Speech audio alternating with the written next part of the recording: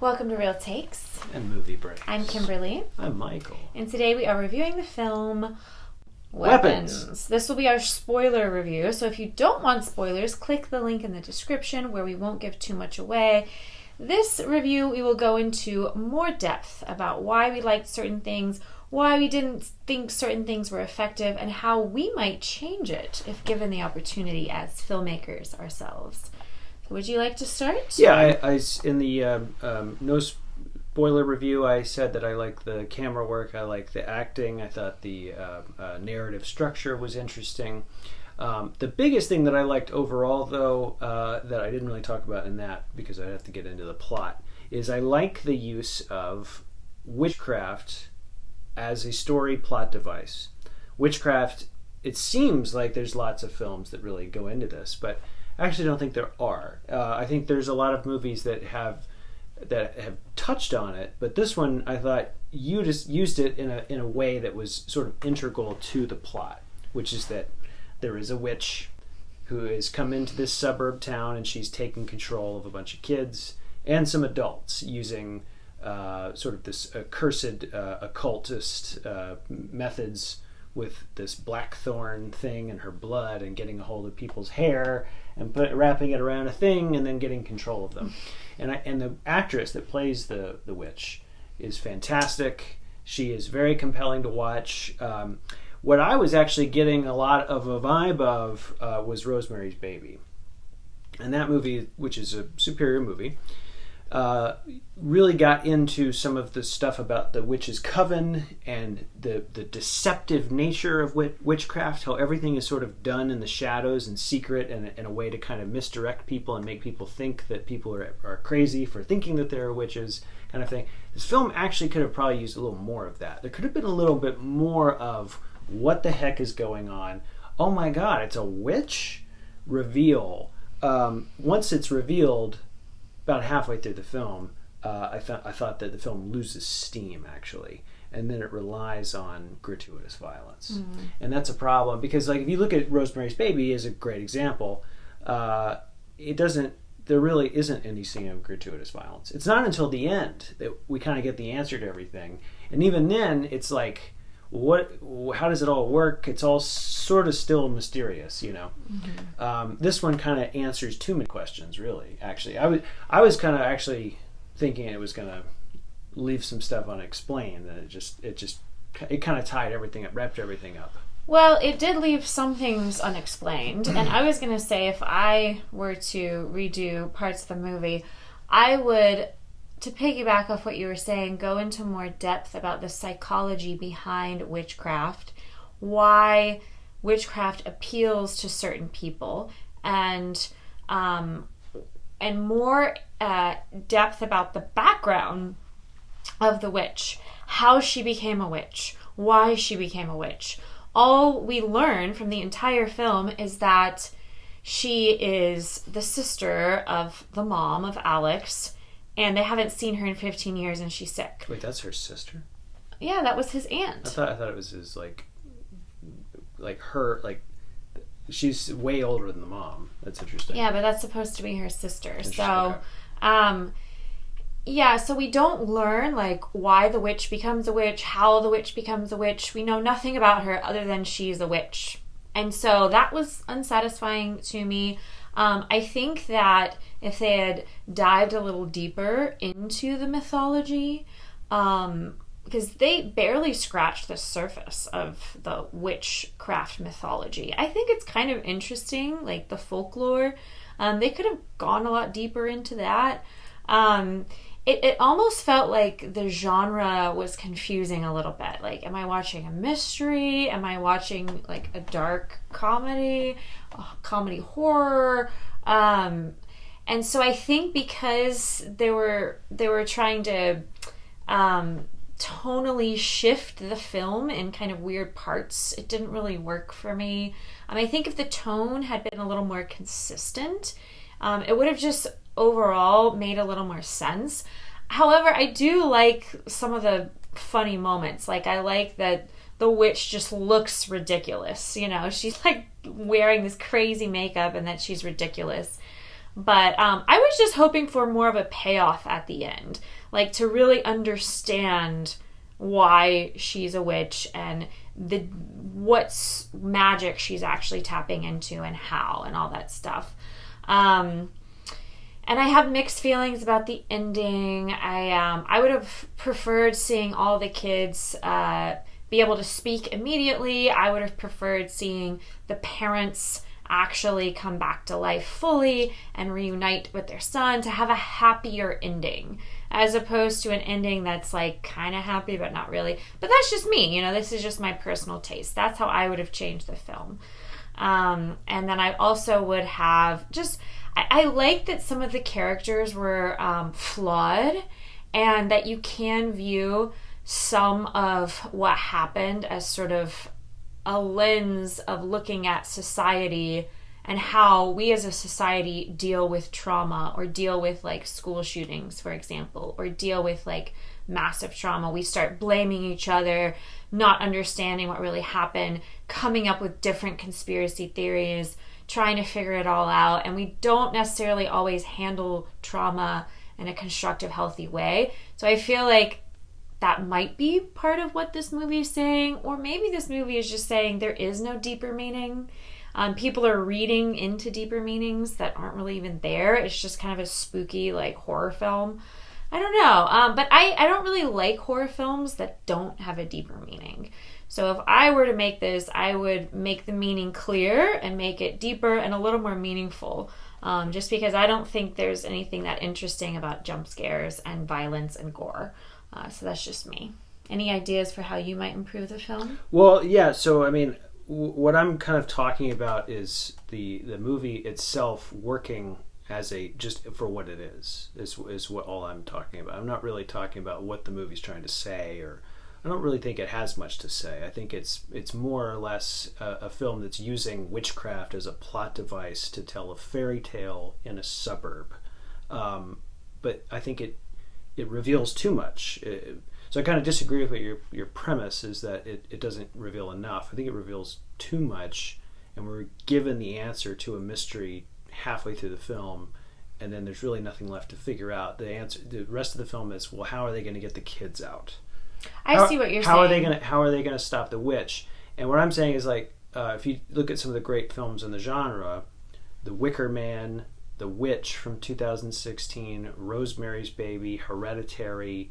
If you take all of those are Blair Witch Project. All of those films dabble in the mythology of witchcraft, but they always kind of leave a mystery at the end of the film. At the end of Blair Witch Project, we don't know what happens to them when they go into that house. But there's lots of stuff, like they get the stones and they get the strange stick figures that the witches are leaving them in the woods and giving them clues and leading them down this pathway of despair into the accursed sort of occultist realm.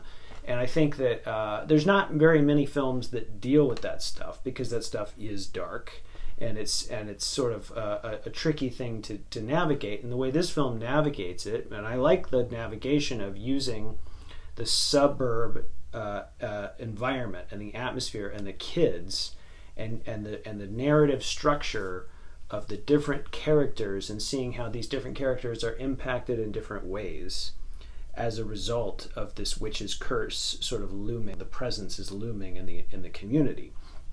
I think that's a cool sort of it's like any other monster film, any other monster movie.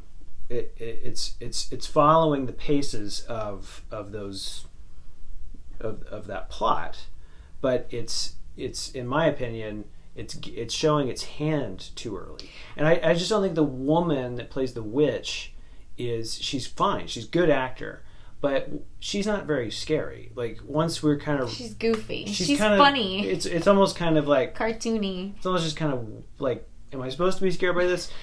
And then the film is basically like, well, we know she's not that scary, so we're going to have some grotesque sort of fight sequences that have a lot of suspense that's going to make the audience go, like that.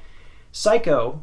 Another this film director made Barbarian, made this, and he's clearly very influenced by the classics. Psycho, Rosemary's Baby, The Exorcist, all of that stuff is influencing his sort of zeitgeist when he's making these films.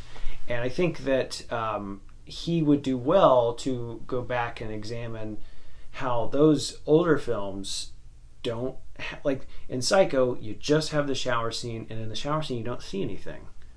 You don't see anything. Yes. But the rest of the film, it's like, well, the mother must be some supernatural force of a demon. But you find out, no, it's actually just him dressed like his mother, and his mother's living inside of him. And that's even crazier. And the reveal happens at the very end. And then we get a psychologist that comes in and explains, like, what happened to Norman and how he killed his mother and how his mother is now, he believes his mother is still alive and all this stuff. And that is like, whoa, that's crazy. That's what we were just watching? Oh my God. Yeah. And that's what I'm talking about. If that sort of thing was done. But it's also not very plausible, this whole thing of the kids are just all going to suddenly run away and leave their house and then go to this house. Like, there would be cameras. Yeah. You know what I'm saying? Like there would be security cameras on someone's house that would see that they went to this house. Yeah. And there would be something suspicious. There would be lots of suspicion and clues and ways to figure out, well, that's where the kids went. Yeah. They must be in there. Go in there and get them. Yeah. Kind of thing. And so I think they didn't think through the logistics of what's actually happening in the story, and that's my problem. And because of that, the filmmaker falls into, well, let's just have some grotesque violence to kind of give it to the audience, and to kind of distract them from the shortcomings of the movie, and that's my biggest issue. I agree with you that they revealed too much too soon, and they didn't have a big reveal at the end. There was no big reveal at the end. There was like a reveal halfway through the movie, and then you start to understand what's really happening. And I was kind of able to predict a lot of it. And so It wasn't very shocking or surprising after a certain point. It was just kind of like, how are we going to figure out how to defeat the witch? Yes. And the way the witch is defeated is somewhat kind of funny, but also just kind of cringy. I mean, it's ridiculous, and it becomes a zombie movie, like a zombie takedown of the witch by a bunch of little kids. Yeah, and so it's like okay, they rip her apart. Like I don't like. First of all, I don't think a bunch of little kids could actually physically do what they did to her.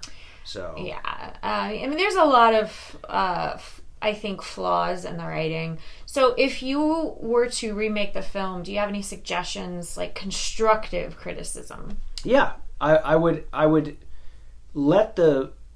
trust that the mystery of what the heck happened to the kids and what the heck is going on would win the day, and let go of the scenes of like, we're gonna have like the cop getting his face stuck with needles, and the fork, the parents taking the fork and doing this to their face, or like she takes the peeler and peels his face, or all of that stuff that's just so grotesque in those tense fight scenes. And those fight scenes are not realistic.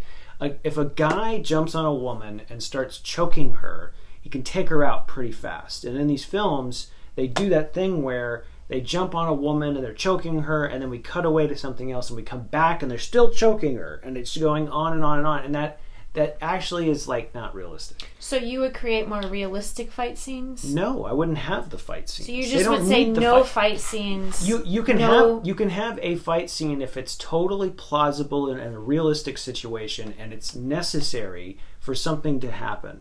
But to just use those to buffer the film throughout because you're missing key things that would make it more interesting, that's the problem. The film could operate well, and it could operate almost as a satire or almost as a social commentary or something that, like in The Wicker Man, it's almost a comedy. It's like it's a commentary on religion. It becomes a religious debate, that film, and there is no grotesque violence. And we don't know what really is going on all the way up until the very end. Right. And we're getting a whole lot of pagan mythology along the way that's very interesting, about the maypole and about their different practices. So I think with this, you could do the exact same thing, and you could basically let the plot ride all the way until they like actually figure out, hold on, this person that's doing this is actually a witch. This is witchcraft. Like, and there's like but then it's also like, is it real witchcraft, or is it somehow has she been able to like hypnotize them yeah, or something, like, so it's plausible, it's not just supernatural, it's ambiguous, what, you know, that kind of thing. That's my fix. Yes, I agree with you. I think it's always more interesting when you have more questions than answers, and because it stimulates more interesting conversation. For instance, like the idea of witchcraft is kind of interesting. Some people really believe in it and some people don't. So to kind of raise that question, like, what is witchcraft? Is there real magic? Is magic real? Or is it just a mind trick? Is it hypnotism? And so to raise those questions would be a lot more interesting than what we saw, as well as having some sort of deeper meaning. Like, I can't tell if this is a social commentary on how we as a society deal with trauma or not. I can't tell if it's actually saying anything deeper other than like, hey, are you scared? Like, I mean, honestly, I don't really care if it's saying anything deeper. But I do. Because so it's not going to...